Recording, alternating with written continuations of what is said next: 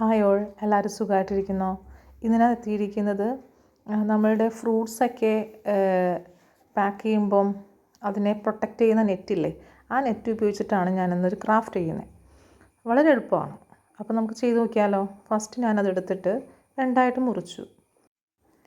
പിന്നെ അതിനെ ഉള്ളിൽ നിന്ന് മുറിച്ച ശേഷം നമ്മൾ എന്ത് ചെയ്തു?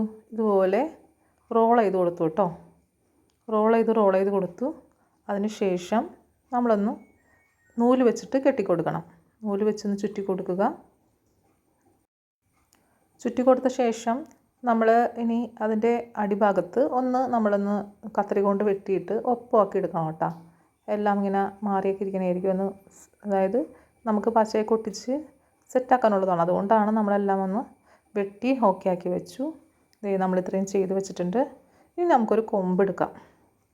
ഓക്കെ, ഞാനൊരു കൊമ്പെടുത്ത് തയ്യാറാക്കി വെച്ചിട്ടുണ്ടായിരുന്നു. അതിനുശേഷം ലീഫൊക്കെ വെച്ച് പൂവൊക്കെ സെറ്റാക്കി ഞാൻ ഒട്ടിച്ചു കൊടുത്തു കേട്ടോ.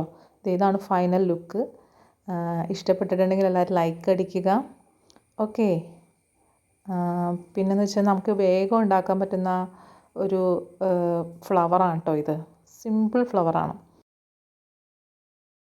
വീട്ടിൽ ആപ്പിളും ഓറഞ്ചൊക്കെ വാങ്ങിക്കുമ്പോൾ ഓൾറെഡി നമുക്കിത് കിട്ടാറുണ്ട്, ഈ നെറ്റ്. അപ്പോൾ അത് യൂസ്ഫുൾ ആക്കുക. Okay, thank you for watching this video. Thank you so much.